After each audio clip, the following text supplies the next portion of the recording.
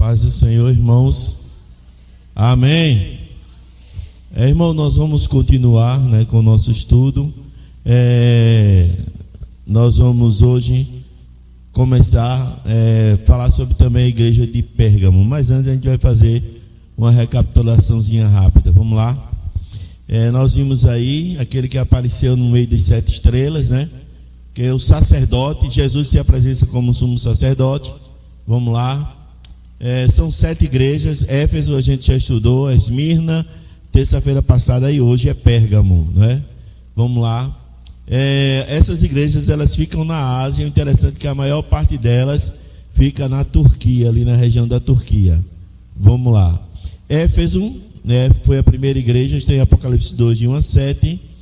Vamos lá. Éfeso era uma cidade rica, com influência de rota e caminho marítimo, uma cidade, assim como eu falei, como São Paulo, grandes cidades do mundo. Vamos lá. A palavra Éfeso significa desejável, porque era uma igreja que tinha paciência, andava na verdade, e tudo mais, aquelas coisas. Aquela igreja realmente desejável, porque era o começo da história, o início da história, Éfeso, Vamos lá. E esse Minas, nós temos aqui, nós colocamos esse mapazinho aí para a gente ler. Eu acho que não está dando para ler ali não, mas eu vou dar uma lidinha aqui. Éfeso significa desejável. A característica da igreja de Éfeso é paciência e verdade. Ela recebeu uma exortação, que deveria se desviar-se de desviou-se, aliás, do amor de Cristo, e a promessa de comer da árvore da vida. Nessas cartas tem 7 exortações, 7 promessas, e 7 vezes quem tem ouvido ouça o que o Espírito diz à igreja. Esmirna significa mirra, perseguição, martírio. Foi aí onde realmente começou a perseguição mais forte. Tem uma exortação: não temas, seja fiel até a morte, dar-te-ei a coroa da vida, que é a promessa. Pérgamo hoje, a palavra Pérgamo significa exaltação, alianças mundanas. Prende-se às falsas doutrinas, e ao que vencer, darei do maná escondido e um novo nome. Vamos lá, adiante, depois a gente volta. Aí nós temos novamente outro mapa das cartas. Vamos lá. A igreja de Éfeso, já falamos, ela representa o período do ano 31 ao ano 100 depois de Cristo. Passa. Esmirna, que nós falamos terça-feira, a igreja sofredora, a igreja da perseguição. E hoje nós temos uma igreja sofredora. Nós temos perseguição principalmente na Coreia do Norte. Na Coreia do Norte os cristãos são mortos, torturados, não só na Coreia do Norte, mas como na Índia, como na China, em vários países. Agora há pouco a Nicarágua, entrou na ditadura de Daniel Ortega, expulsou todos os padres, os pastores. A igreja na Nicarágua, na América Central, está sendo perseguida. Então hoje nós estamos vivendo um período da igreja de Esmirna, onde muitas igrejas no mundo inteiro estão sendo perseguidas, como nos países árabes. Tem países que não se pode falar do evangelho. Então, irmãos, a verdade é que a história, os fatos históricos, eles se repetem, sim, só muda só os tempos, Ela foi perseguida possivelmente por Tibério César, Vamos lá. A palavra Esmirna, já explicamos, significa mirra, ou Esmirna. Passa, por favor. O anjo da igreja de Esmirna, chama-se Policarpo de Esmirna em grego, Policarpos em latim, Policarpus, Ele viveu no ano 69 a 155, foi bispo da igreja de Esmirna no século II, que é o século II que nós estamos vendo. De acordo com a obra, Policarpo foi martirizado. Ele foi apunhalado pelas costas, porque estava amarrado numa estaca para ser queimado vivo. Só que as chamas não tocavam nele, passaram o negócio lá nele, botaram ele lá e tocaram fogo, só que a fogueira não queimava ele, não conseguia queimar. Como não conseguiram queimar ele vivo, apunhalaram ele pelas costas para que ele morresse, né? Foi a única forma de matar esse pastor aí. Vamos lá. É considerado santo pela igreja de Roma. Policarpo de Esmina, né? É bispo, primeiro mártir da igreja primitiva, citado em Apocalipse 2:8. Ele nasceu numa família cristã muito rica em Esmina. Na verdade, ele era um homem também muito rico, descendente da família muito rica. Vamos lá, passando um pouquinho. Qual o problema de Esmina? O problema de Esmina, irmãos, é que ela ficava na região da Lídia e sofreu perseguição, né? Famosa por competições esportivas, lutas, aquelas histórias de gladiadores. Lá tinha muito isso. Vamos passar. A carta de Esmina, essa carta fala sobre a perseguição que viria. Apocalipse, né? Ele fala: sofrereis, que nós falamos na semana passada, perseguição de 10 dias. Só que esses 10 dias não são 10 dias contados, não, são 10 dias que podem simbolizar 10 anos, 100 anos, dependendo do fator histórico. Por isso diz: ser fiel até a morte. Por quê? Porque é um momento decisivo. Ou você nega, ou você morre. Se você negar, você continua vivo. Se você não negar, você morre, né? O tema da igreja de Esmina é fidelidade. É uma igreja fiel ao Senhor, certo? Vamos lá. A igreja de Esmina, né, é aquele que foi morto e reviveu. Jesus se apresenta. A exortação é: ser fiel até a morte, dar-te-ei a coroa da vida. Ela foi do ano 100 ao ano 323. A promessa é: não sofrerá dano da segunda morte. Ou seja, quem não vai sofrer dano da segunda morte é a igreja que será arrebatada. Isso é uma promessa futura. Não para aquela época, mas para o futuro. Vamos lá. Pérgamo. Essa é a nossa terceira igreja. O que era a igreja de Pérgamo? O mais antigo templo de Pérgamo é um santuário de Atena do século 4 a.C. Era um templo periptério dórico, ou seja, era um templo voltado para o norte, com 6 colunas, do lado curto 10 e do outro comprido. É uma cela que se dividia em vários cômodos. Então ela tinha um templo dedicado à idolatria, e começa por aí. Já é uma cidade diferente das outras. Ela já era uma cidade mais idólatra do que as outras. Vamos lá. Quem era o pastor de Pérgamo? Antipas. A própria Bíblia diz no texto, chama Antipas. O próprio texto de Apocalipse chama ele de Antipas. Esse Antipas aqui não é nenhum dos Herodes, nenhum daqueles que viveu no tempo de Jesus. É outra coisa.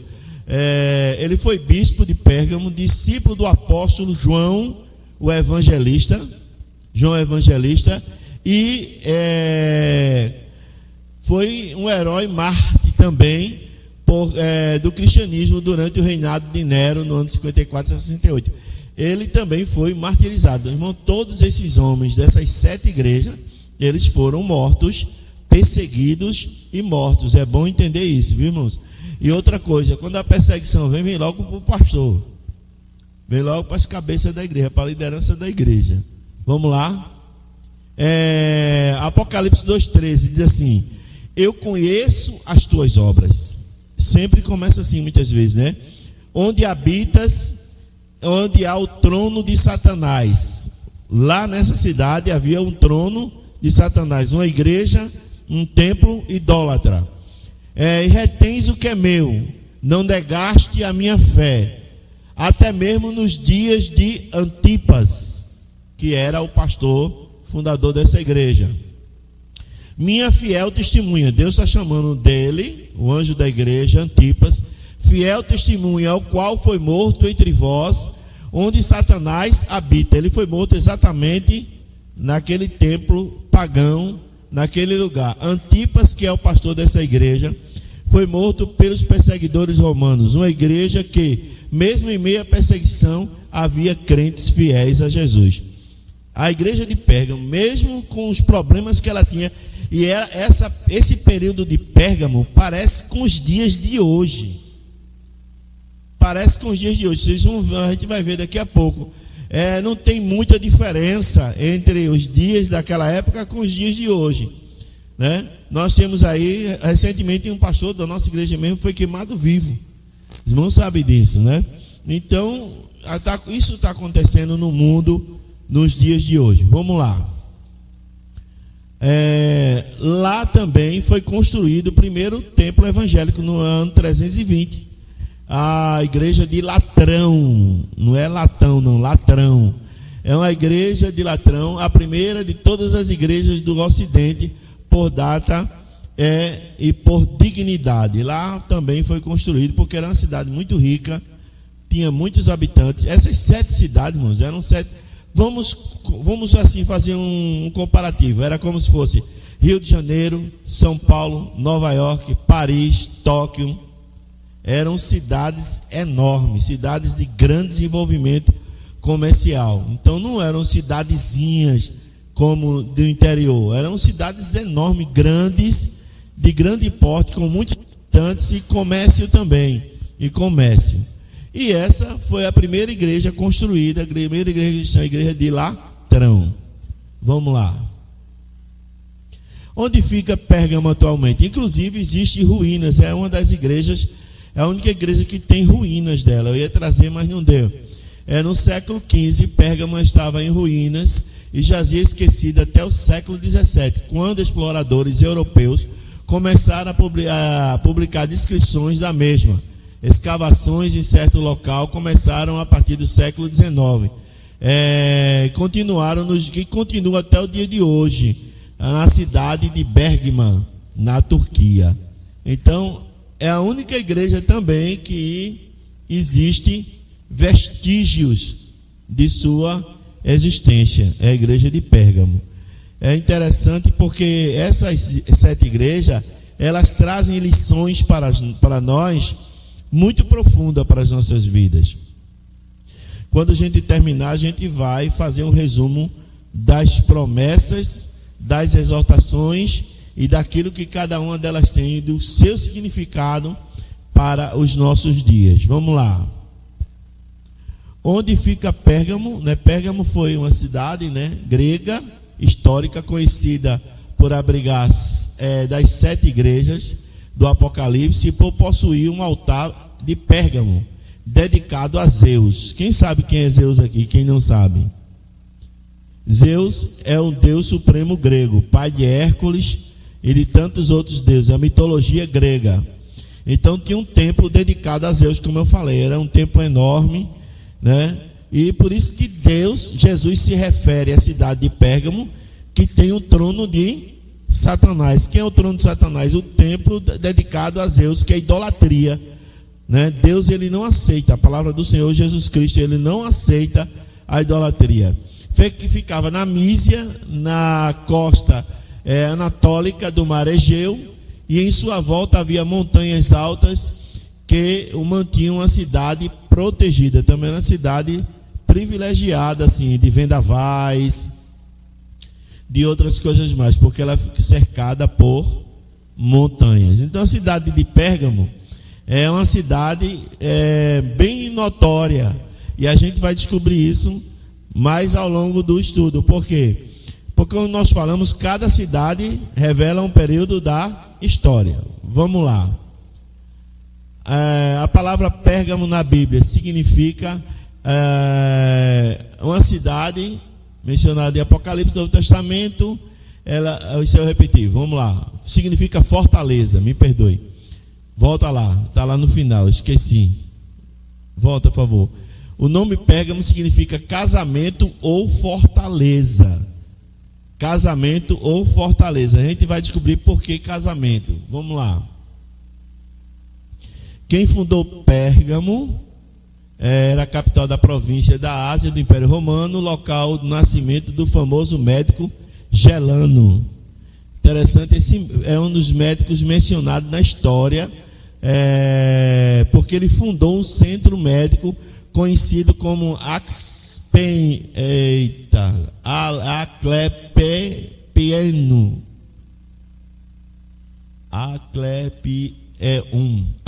Aclepieno, está difícil de dizer. É uma palavra grega. Então, é a primeira cidade também a ter um centro médico, porque lá tinha um médico famoso chamado Galeno, né? Não é Batom Galeno da música popular brasileira, não é? Esse homem aí é um grego e ele fez isso aí, fundou o primeiro centro médico do mundo, começou lá na cidade de Pérgamo. Vamos lá.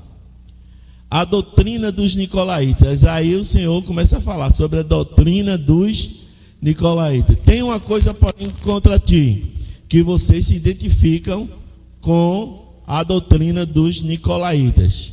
Eles odiavam as obras de Jesus, mas diz que Jesus odiava as obras dos nicolaítas e elogia os efésios por rejeitar seus ensinamentos. Infelizmente, a igreja de Pérgamo, ela tolerava os falsos mestres. O que é que acontece no dia de hoje? A igreja, quando a gente fala igreja, a gente está envolvendo todas as denominações.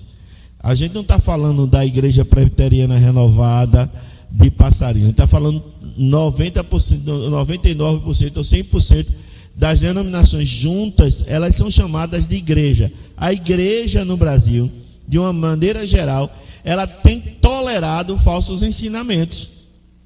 Ensinos que vão de encontro à palavra de Deus. E é aquela história da música do pastor Eliseu Gomes. Eita coisinha que faz quente se dá mal. Tem nada não, tem nada a ver. É a história, concordar com tudo, aceitar tudo. E isso devemos ter cuidado. Então, existem muitas falsas doutrinas. Se nós formos analisar, de 1940 para cá, triplicou ou quadruplicou o número de seitas, de denominações, com ensinamentos que estão fora da palavra, que não estão de acordo com a palavra de Deus. Cada um puxando uma brasa para sua sardinha, se achando melhor, se achando santo. Ensinamentos contrários ao arrebatamento da igreja, à volta de Jesus. Ensinamentos contrários à salvação pela cruz de Cristo, do sacrifício da cruz. Ensinamentos, irmãos, que não tem nada a ver com as escrituras. E a igreja de Pérgamo, ela aceitava tudo. E o que está acontecendo hoje? É o que nós estamos vendo. 90% ou 100% da maioria das igrejas, quando a gente fala igrejas, a gente fala do modo geral, está aceitando tudo. Você vem e pode ficar do jeito que você quiser, porque Deus quer você do jeito que você é. Aceita do jeito que não. Eu não encontro isso nas escrituras. Jesus disse: vinde a mim todos vós que estáis cansados e oprimidos, e eu vos aliviarei. E aprendei de mim, que sou manso e humilde de coração. O que aprendemos de Jesus? A ser nova criatura. Jesus disse que aquele que não nascer de novo não entra no reino dos céus. É necessário que eu e você possamos entender isso, que para entrar no céu tem que ser nova criatura. A Bíblia diz: não ameis o mundo, nem o que no mundo há, porque aquele que ama o mundo, o amor do Pai não está nele. Quantas pessoas têm fundado suas próprias igrejas? Vamos adiantar aí. Muitos cristãos nos dias atuais são assim: aceitam qualquer vento de doutrina, não se dirigem pela palavra, e sim pelos ensinamentos humanos, que deturpam a palavra de Deus. Isso a gente vê em certos atores, como jogadores de futebol, e até mesmo entre alguns que se dizem pastores, fundando a sua própria igreja e, como é que se diz a palavra que eu coloquei, dizendo ser de Cristo. Muitas igrejas aí, está lá, inclusive, tem algumas que tem o nome da igreja, pastor presidente fulano de tal, que é para distinguir quem é o dono. Então a gente tem que ter cuidado com esses tipos de falsa doutrina. E muita gente está aceitando, muitos irmãos da igreja, e muitos estão aceitando os falsos ensinamentos que a gente vê no Instagram, no YouTube. Eu não vou dizer que aqui não tem, porque tem. Vamos ser realistas. Tem muitos irmãos que ficam vendo leseira e acham que está certo. Tem que ter cuidado, irmãos. Você não pode se conformar com o ensino contrário à palavra de Deus. Não pode aceitar o ensino que vai de encontro à palavra de Deus. Tem que conferir se está dentro da palavra. Se sai da palavra, então não é para aceitar. E a gente pode citar vários exemplos aqui. Muitos exemplos. Não é só uma questão de ideologia de gênero como todo mundo fala, não. Eu acho que isso aí hoje em dia já está tão batido que nem... Mas eu estou falando de ensinamentos que acabam com a sua fé, que destrói a sua fé, ensinando orações, rezas. Tem um camarada aí que se diz pastor, que ele faz umas orações, o pessoal fica lá, parecendo até que ele se diz profeta e faz decreto. Nada a ver. Depois chega o carnê. Aí depois chega o carnê para você saber. Se você escrever, vai chegar um carnê para você contribuir. E os irmãos estão lá no pé da televisão, no pé disso, aquilo, outro, vendo essas besteiras, aceitando. E a igreja de Pérgamo, ela representa esses dias de hoje.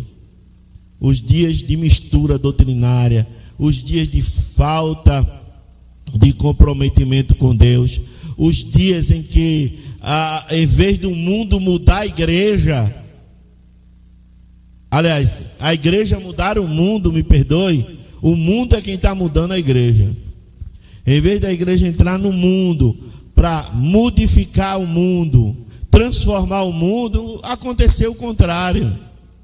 Muita gente não prega mais contra o pecado. Estava ouvindo uma palestra daquele, eu me esqueci o nome dele agora, não sei o que, Cortella.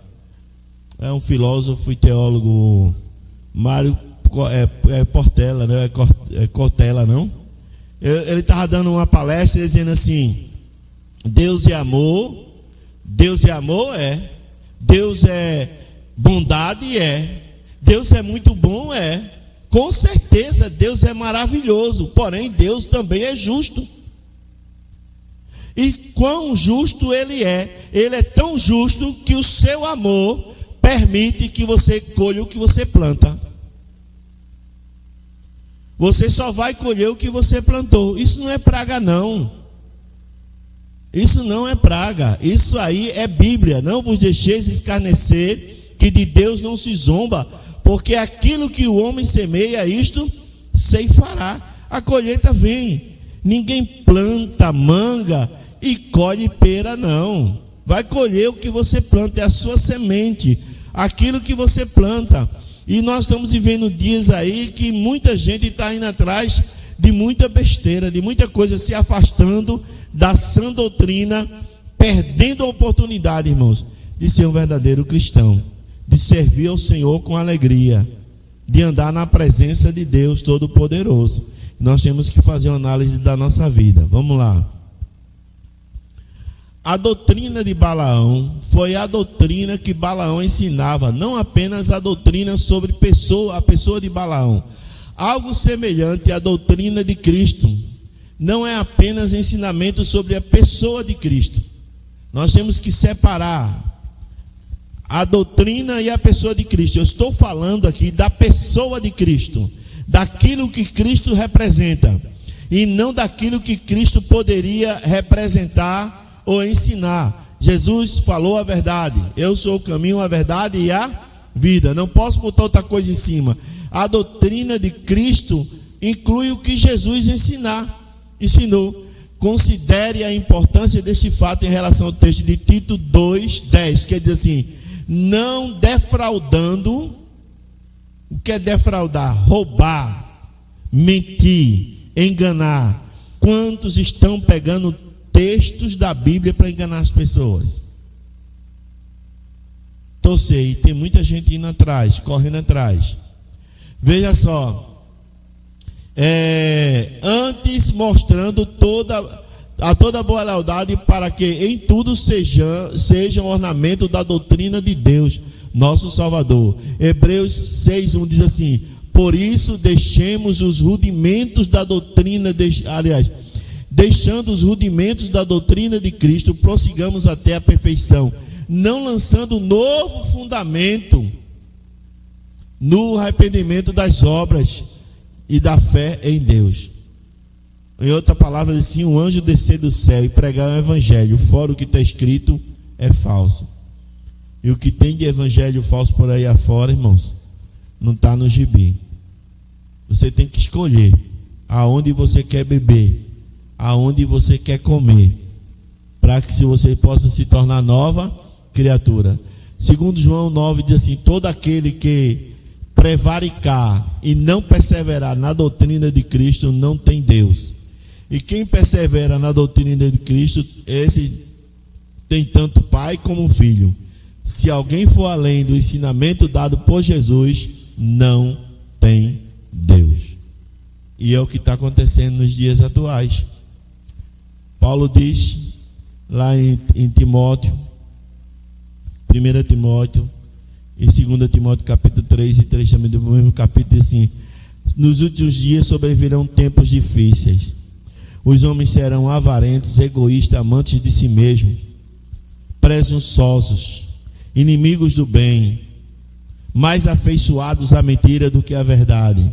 E é o que está acontecendo. Um dia a gente vai dar um estudo mais profundo sobre isso. Esse é um grande sinal, irmãos, da volta de Jesus.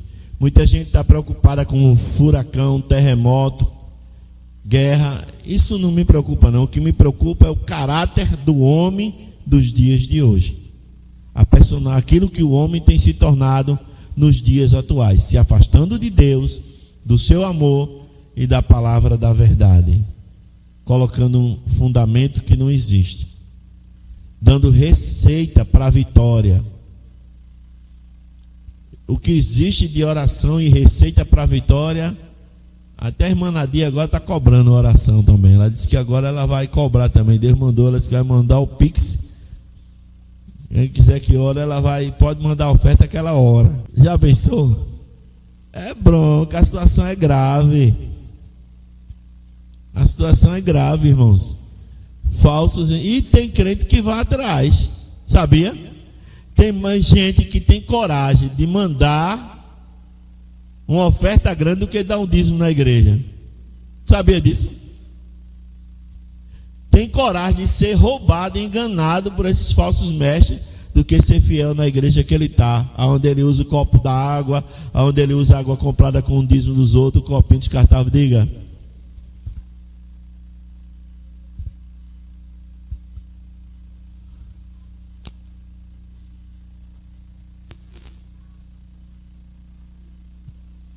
Eu sei quem é aquele cara. Aquele bicho é um bandido, ele. Eu sei quem é. Eu sei quem é ele. Aquele camarada não presta não. Então veja só, e tem irmãos que concordam com aquilo ali. Aí o que acontece? O que acontece, irmãos? Está indo no caminho dos nicolaítas, no caminho de Balaão. Quem foi Balaão? Balaão foi subornado a profetizar contra Israel e não conseguiu. Então nós estamos vivendo também dia de que pastores e líderes estão aceitando suborno para pregar mensagem boa, mensagem de autoajuda. Se você não se preocupe, você vai para o céu. Não se aperreie, Jesus ama você. Você é você e Deus não presta, porque tem que aceitar você do jeito que você é. Não diz assim: arrependei-vos para que possais fugir da ira vindoura. Não existe mensagem que diz que aquele que comete pecado não entra no reino dos céus. A mensagem, ela é fofinha, balofinha. Ela vem massagear o ego. Era a igreja de Pérgamo, ela aceitava tudo, concordava com tudo, aceitava tudo. Ô igrejinha, vamos lá. A doutrina de Balaão, a descrição da doutrina de Balaão refere-se à história do Velho Testamento, de Números 22, 25, 31, 16, que no final dos 40 anos de peregrinação de Israel, chegaram à terra prometida, acamparam-se nas campinas de Moabe E os moabitas e midianitas ficaram com medo. Aí contrataram Balaão, que era profeta em Israel, para amaldiçoar. Só que contra Israel não vale palavra de encantamento. Sabia disso? Deus determinou que contra aquela nação lá, não adianta ninguém dizer que é genocida, não adianta ninguém dizer nada, porque aquela nação ali chamada Israel, ela está debaixo da proteção divina. E o Balaão de hoje também sofre a mesma derrota que o Balaão do passado sofreu.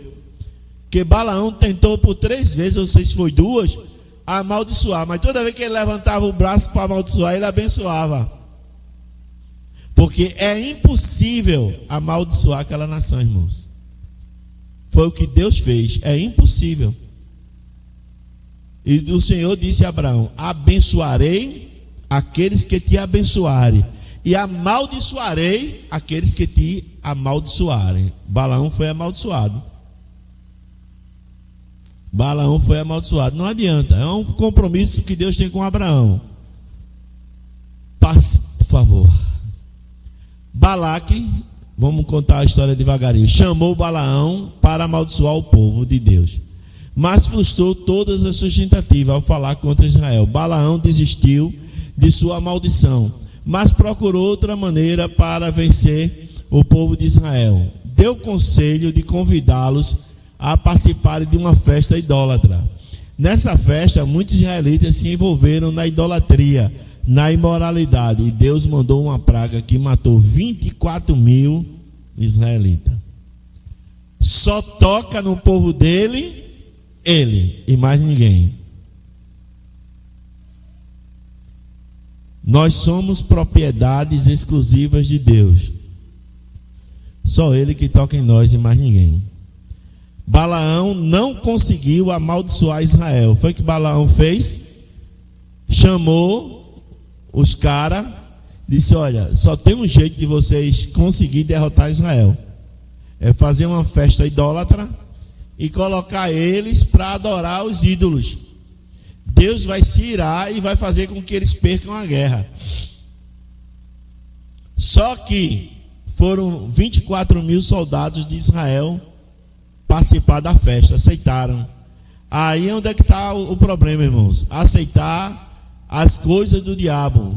Muita gente está se afastando de Deus por se envolver com as coisas do inferno, com ações do inferno. Foi o que aconteceu com os soldados. Eles foram, mas Israel não sofreu nada. Agora eles, sabe por quê? Porque cada um vai dar conta de si mesmo a Deus. Você é quem vai dar conta de você mesmo. Então eles foram, e naquele dia Deus mandou uma praga e matou 24.000 israelitas. Vamos passar. Portanto, arrepende-te, senão virei contra ti, né, e tirarei o teu castiçal. Contra eles pelejarei. Arrependimento foi exigido da igreja, pois tolerava os falsos mestres, os professores das doutrinas de Balaão e dos nicolaítas. Precisariam se arrepender também, ou serão rejeitados. Vamos ver Romanos, a gente não vai ler esses textos agora. Uma igreja que tolera falsos profetas ou professores se torna cúmplice do pecado. Se ela não se arrepender, Jesus usará a espada de 2 gumes, conforme está no texto, para trazer o castigo contra ela. Ele disse: não virei contra ti, tirarei o castiçal, pois eu estrago uma espada de 2 gumes. Quem é a igreja? Eu e você. Agora parte para o lado pessoal. Precisamos entender, nós não podemos servir a Deus e ao mundo.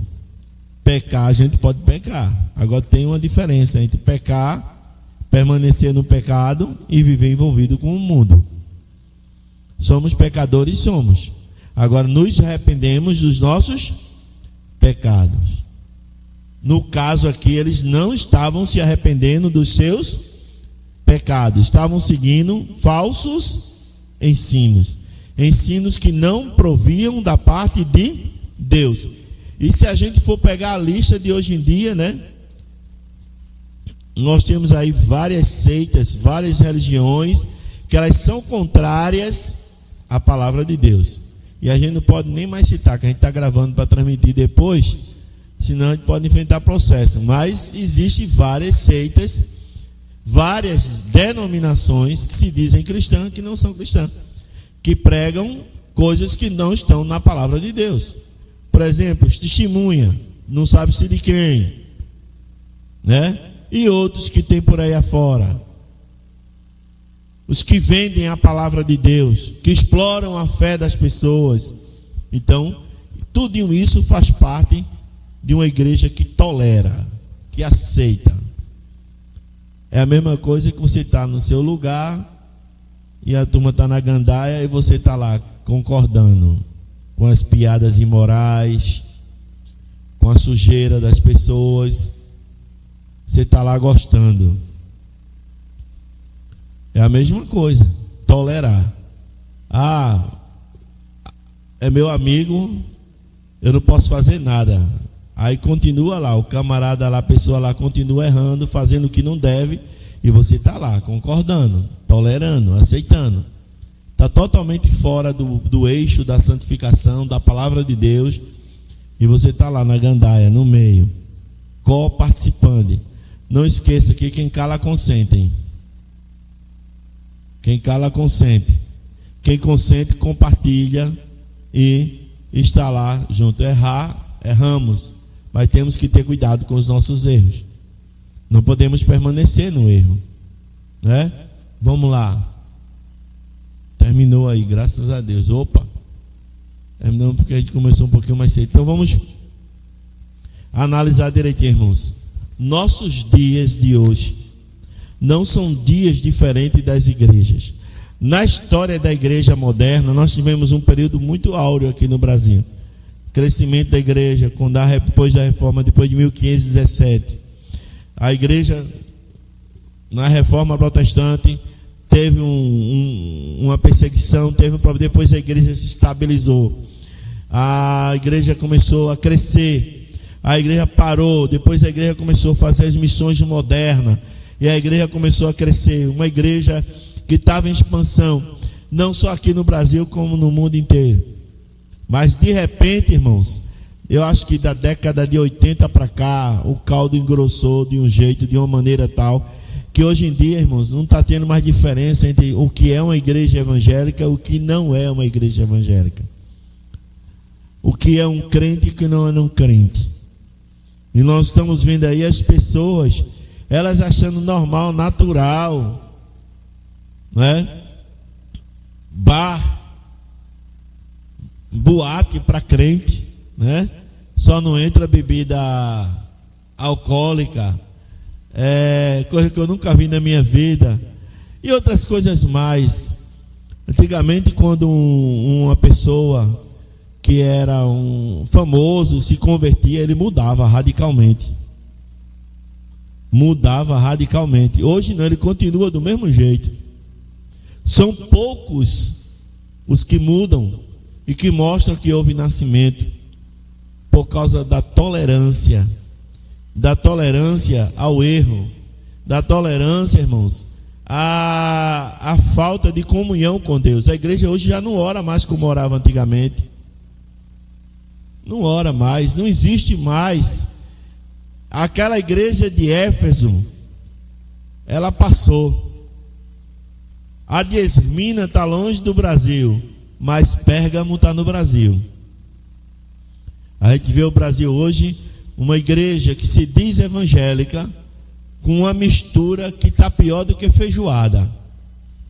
Porque feijoada a gente come e passa bem. E essa mistura que o Brasil está, se a gente comer, vamos passar mal.